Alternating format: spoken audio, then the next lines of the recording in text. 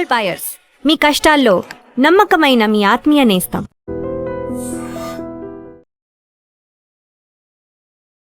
News and నిజాలు. మనందరూ చాలా రోజుల నుంచి 115 రోజుల నుంచి ఏం జరుగుతుందో ఇరాన్, ఇజ్రాయెల్, అమెరికా యుద్ధం అని చూస్తున్నాం. 3 రోజుల క్రితం అమెరికా అనౌన్స్ చేశారు, యుద్ధం ఆగిపోయింది, యుద్ధం లేదు ఇంకా ముందుకు అని చెప్పి. స్ట్రెయిట్ ఆఫ్ హార్ముజ్ని ఓపెన్ చేస్తున్నామని చెప్పి డొనాల్డ్ ట్రంప్ అనౌన్స్ చేశారు.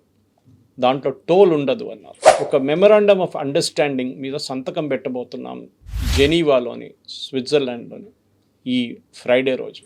కానీ దాని ముందే చాలా మటుకు అమెరికాలో ఉన్న పార్టీలు కానివ్వండి, మిగతా దేశాలు ఇంక్లూడింగ్ ఇస్రాయెల్లో ఉన్న పార్టీలు, అది కాకుండా మీడియా కామెంటేటర్స్ అందరూ అడుగుతున్నారు, ఈ ఎంఓయూలో ఏముంది, ఈ ఎంఓయూ ఎందుకు బయట పెట్టట్లేదు. President Trump, vice president Vance అంటున్నారు, ఇది ఒప్పందం పెట్టంగానే మేము దీన్ని, ఈ అగ్రిమెంట్ని బయట పెట్టేస్తాం, పబ్లిక్ చూసుకుంటారు, ఎవరు కావాలంటే వాళ్ళు చూసుకోవచ్చు. సో అందరూ అనుకున్నాం ఇది చాలా పెద్ద అగ్రిమెంట్ ఉండబోతుంది, అట్లీస్ట్ ఒక 20 పేజీలైనా ఉండాలనుకున్నారు. కానీ ఉన్నది ఒక సింగిల్ షీట్ పేపర్ అంట, దానికన్నా కొంచెం 1.5 షీట్స్ పేపర్, A4 సైజ్లో అంతే. మెమరాండమ్ ఆఫ్ అండర్స్టాండింగ్ అంటే ఏ లీగల్ శాంక్టిటీ లేదు దానికి, మేము డిస్కస్ చేయబోతున్న ఈ పాయింట్స్ అని చెప్పి అగ్రీ చేసుకున్నారు. మన దగ్గర చూస్తాం, మనం ఈ ఇన్వెస్ట్మెంట్ కాన్ఫరెన్సెస్ నడుస్తున్నప్పుడు హైదరాబాద్ కానీ, ఢిల్లీలో కానీ, చెన్నైలో కానీ, బెంగళూరులో కానీ ఈ ఒక యాన్యువల్ ఇన్వెస్ట్మెంట్ కాన్ఫరెన్స్ ఉంటుంది. Invest in Telangana, invest in Karnataka, invest in Delhi, invest in UP అని చెప్పి పెద్ద కాన్ఫరెన్స్ పెడతారు, చాలామంది వస్తారు. ఓకే, ఇంటర్నేషనల్, నేషనల్ కంపెనీ అందరు వచ్చి సంతకం పెడతారు. దాని తర్వాత అక్కడ ఆర్గనైజర్స్ అనౌన్స్ చేస్తారు, మేము 1,50,000 కోట్లు లేకుండా 3,50,000 కోట్ల పెట్టుబడి మాకు రాబోతుందని. మళ్ళీ దాని తర్వాత నెక్స్ట్ ఇయర్ అదే కాన్ఫరెన్స్ వచ్చినప్పుడు మీరు అడిగినారనుకోండి, ఏమైందా 3,50,000 కోట్లు అంటే, అదొక 20,000 కోట్లు వచ్చిందంటే అంతే అన్నారు. ఎందుకు?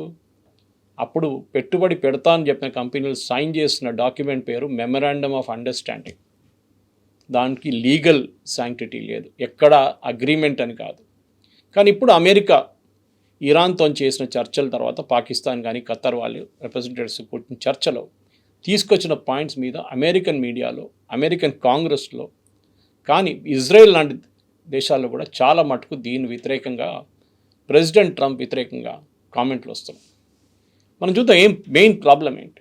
ఈ మెమరాండమ్ ఆఫ్ అండర్స్టాండింగ్లో ప్రెసిడెంట్ ట్రంప్ చెప్తున్న అన్నిటికంటే పెద్ద ఒక న్యూస్ ఏంటంటే యురేనియం గురించి. Of course strait of Hormuz open చేస్తే, స్ట్రెయిట్ ఆఫ్ హార్ముజ్ ఓపెన్ ఉండే కదా ముందు, కొత్తది ఏం చేశారు ఆయన?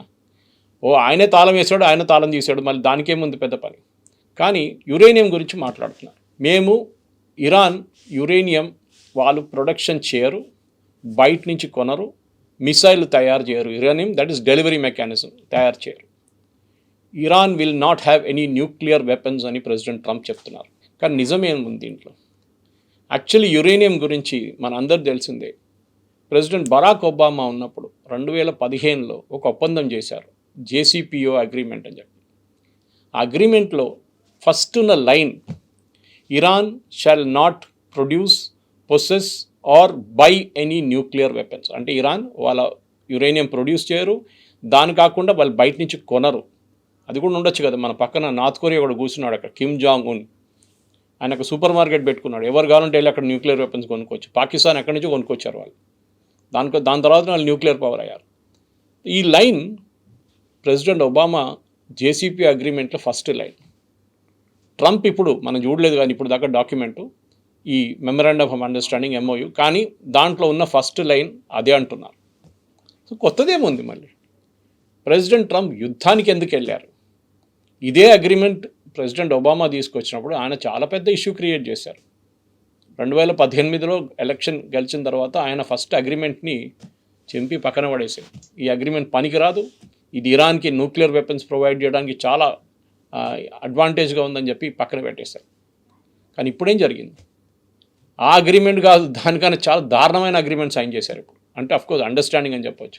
ఇరాన్ వాళ్ళ న్యూక్లియర్ వెపన్స్ ప్రొడక్షన్ ఆపుతారా? ఆపరు. వాళ్ళు ఏమంటున్నారు ఇప్పుడు, ఈ 60 రోజుల సీజ్ ఫైర్, చాలామంది అనుకుంటున్నారు ఇప్పుడు ఈ సైన్ చేసే MOU ఏదో అగ్రిమెంట్ అనుకుంటా, కాదు. దీంట్లో ఫస్ట్ ఎలిమెంట్ ఏంటంటే 60 రోజులకి ఇప్పుడున్న సీజ్ ఫైర్ పొడిగిస్తున్నారు, అంతే, ఇంకేం లేదు.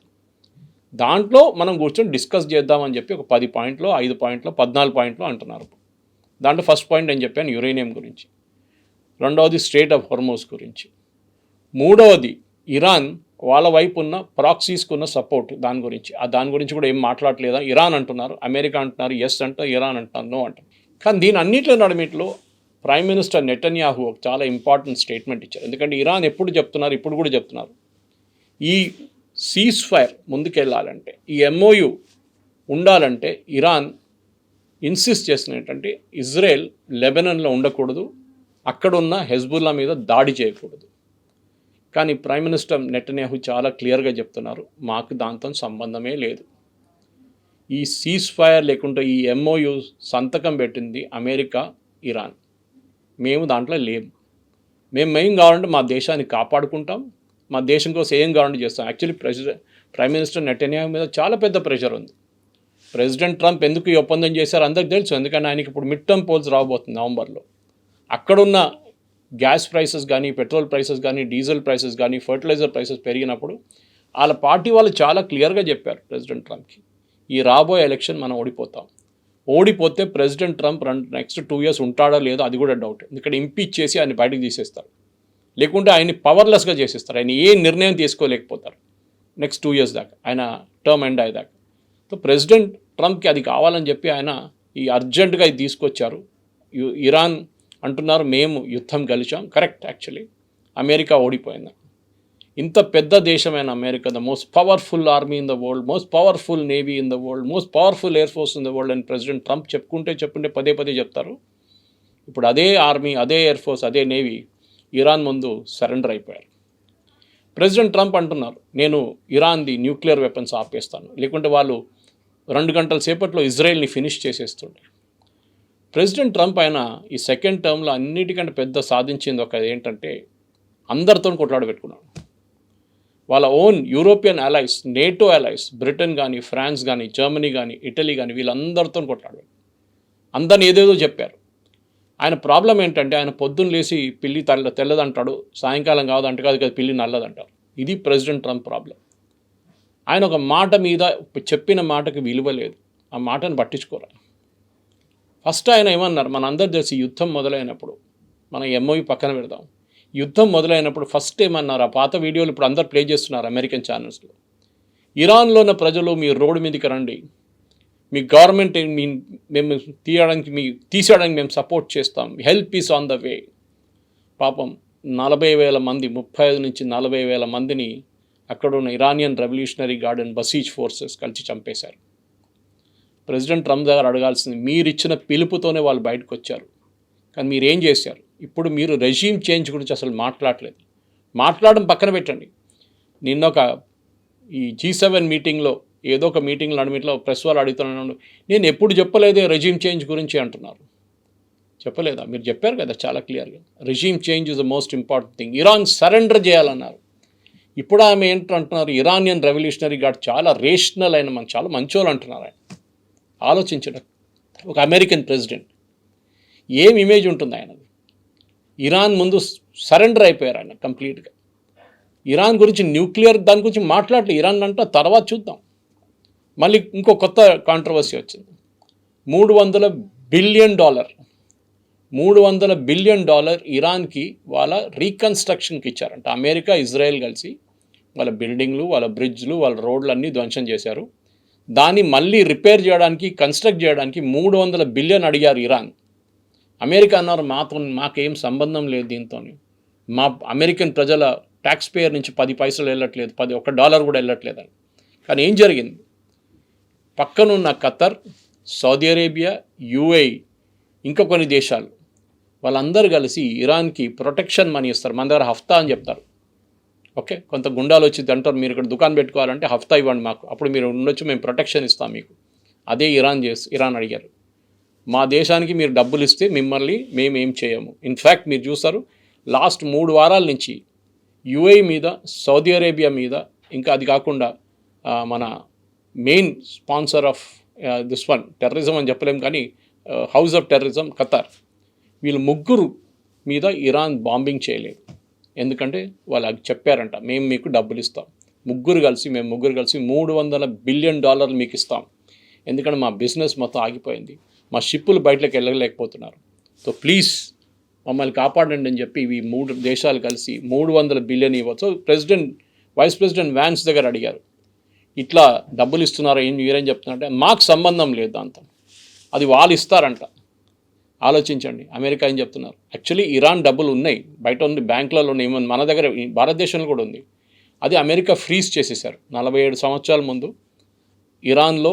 అప్పుడు షా ఆఫ్ ఇరాన్ని గద్దెంపిన తర్వాత అమెరికన్ కన్సులేట్ మీద, అక్కడ అమెరికన్ ఎంబసీ మీద దాడి చేసి వాళ్ళ ఎంప్లాయీస్ని హాస్టేజ్గా పెట్టుకున్నారు. దాని తర్వాత చాలా మటుకు న్యూక్లియర్ ఇష్యూ మీద శాంక్షన్స్ వచ్చింది. ఈ డబ్బులన్నీ చాలా మటుకు బ్యాంక్స్లో పడి ఉందన్నమాట. ఎక్కడ ఇది మనం చూస్తాం, ఖతర్లో ఉంది, భారతదేశంలో ఉంది, యుఎస్లో ఉన్నారు, సౌదీ అరేబియాలో ఉంది, దుబాయ్ ఉన్న బ్యాంకులో ఉంది. అది కాకుండా అసెట్స్, బిల్డింగ్లు, మిగతా దాన్ని కూడా సీజ్ చేసుకున్నారు. ఇరాన్ ఏమంటున్నారు, మాకు 26 బిలియన్ ఉంది, అది మాకు ఇచ్చేసేయండి. యాక్చువల్లీ 100 బిలియన్ దాకా ఉంటుంది, అది కూడా ఇస్తారు, కానీ దానికి మైల్ స్టోన్ పేమెంట్స్, అంటే మేము చెప్పినట్లు చేస్తే మీకు డబ్బులు ఇచ్చేస్తూ ఉంటున్నారు. సో మీరు అడగచ్చు, మీరే ఆలోచించండి, దీంట్లో ఎవరు కలిశారు? ఈ యుద్ధంలో ఇరానే కలిశారు.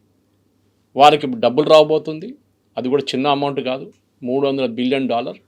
ఇరాన్ది ప్రజెంట్ యాన్యువల్ బడ్జెట్ కన్నా ఎక్కువ. ఆలోచించండి. ఇరానియన్ ఆయిల్ నిన్నటి నుంచి మళ్ళీ వరల్డ్ మార్కెట్కి రావడం మొదలుపెట్టింది. వాళ్ళ అన్నిటికంటే పెద్ద కస్టమర్ చైనా. 90% ఇరానియన్ ఆయిల్ తీసుకెళ్తున్నారు, చైనా వాళ్ళు తీసుకెళ్తారు, మనం కూడా కొంటాం వాళ్ళ దగ్గర. దాని నుంచి ఒకరోజు వాళ్ళకి $140 నుంచి $200 మిలియన్ వాళ్ళకు రాబోతుంది ఆయిల్ ప్రొడక్షన్. ఇప్పుడు ప్రెసిడెంట్ ట్రంప్ అంటారు వీ వన్ ద వార్ అంటారు. ఎక్కడ గెలిచారండి?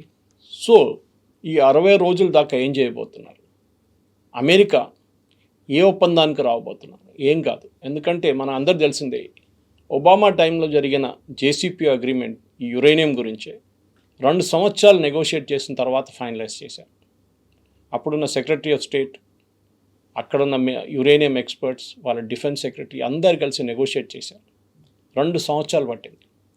అంటున్నారు ఈ 60 రోజులు ఏం కాబోతుంది, కొత్తదేం రాదు, మళ్ళీ పొడిగిస్తారు దీన్ని. 60, దాని తర్వాత 60, దాని తర్వాత 60. ఇది ఎలక్షన్ అంటే మిడ్ టర్మ్ పోల్ జరిగేదాకా ఇది పోస్ట్పోన్ చేసుకుంటే పోతారు. దాని తర్వాత ఇరాన్ విత్డ్రా చేస్తారు, అమెరికా మళ్ళీ బాంబింగ్ మొదలు పెడతారు. ఇదే జరగబోతుంది. ఇప్పుడు ప్రెసిడెంట్ ట్రంప్ పరిస్థితి చాలా దారుణం ఉంది. ఆయన 71% మంది అమెరికాలో ఈ యుద్ధాన్ని వ్యతిరేకిస్తున్నారు. డెమోక్రటిక్ పార్టీ అగ్రెసివ్ మోడ్లో ఉన్నారు, రిపబ్లికన్స్ డిఫెన్సివ్ మోడ్లో వెళ్ళిపోయారు. కానీ ఎలక్షన్ అయిన తర్వాత డెఫినెట్గా ట్రంప్ ఒక కొత్త నిర్ణయం తీసుకుంటారు. అప్పుడు దాకా ఇట్లాంటి గేములు ఆడుతుంటారు, ఏదేదో అక్కడ లేదు ఇక్కడ లేదు అట్లా మాట్లాడతారు. కానీ మెయిన్గా మనం ఒక మాట అర్థం చేసుకోవాలి, ఈ యుద్ధంలో ఇరాన్ కాకుండా వాళ్ళ చుట్టుపక్కల ఉన్న అన్ని దేశాలు వాళ్ళకొక నిర్ణయానికి వచ్చారు. వాళ్ళందరూ మా దగ్గర అమెరికన్ బేసెస్ పెట్టుకున్నాం, మేము American air force base, American naval base పెట్టుకున్నాం ప్రతి దేశంలో. Saudi Arabia, UAE, Bahrain, Kuwait, Qatar, Oman, అన్ని దేశాల్లో ఉన్నాయి, యూఏఈ.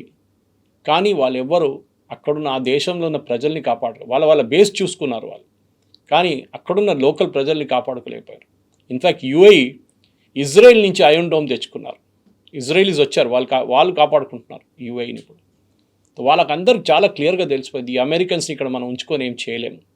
బహుశా ఈ అగ్రిమెంట్ తర్వాత పాసిబ్లీ 2027లో ఒక నిర్ణయానికి వస్తారు, ఈ అమెరికన్ బేసిస్ మనకు అక్కర్లేదు, ఎందుకంటే వీళ్ళు ఏం సహాయం మమ్మల్ని చేయట్లేదు ఇక్కడ. కానీ కొన్ని దేశాలు ఉంటారు, ఫర్ ఎగ్జాంపుల్ ఖతర్ లాంటి దేశాలు నిన్న అన్నారంట $1 ట్రిలియన్ ఇన్వెస్ట్ చేయబోతున్నాం యూఎస్లోని.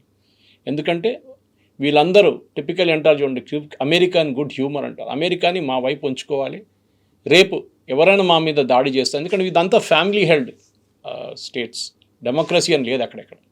వాళ్ళకి భయం ఏంటంటే ఇంకొక ఒసామా బిన్ లాడెన్ లాగా తయారెవడని వస్తాడో అప్పుడు మమ్మల్ని కాపాడుకొని ఎవరైనా కావాలని చెప్పి అమెరికన్ బేసెస్ ఉంచుకుంటారు. కానీ ఈ యుద్ధం, ఇరాన్ ఇజ్రాయెల్ అమెరికా యుద్ధం చాలా మట్టుకు మనందరినీ కొత్త కోణాలు తీసుకెళ్లారు, కొత్త నిర్ణయాలు తీసుకున్నా వచ్చింది. కానీ అన్నిటికంటే ఇంపార్టెంట్ ఏంటంటే ఒక మాట వీళ్ళందరూ అర్థం చేసుకున్నారు, అమెరికాని మేము డిపెండ్ కాము, అమెరికా మీద మేము ఓపిక పెట్టుకోలేము, అమెరికా మమ్మల్ని ముంచేస్తారు ఒకరోజు. ఇప్పుడు జరుగుతుంది కూడా అదే. సో సౌదీ అరేబియా కానీ, యుఏఈ కానీ, ఖత్తర్, బహ్రెయిన్, కువైత్, ఒమాన్ వీళ్ళందరూ నేర్చుకున్న ఒక పెద్ద లెసన్ ఇది.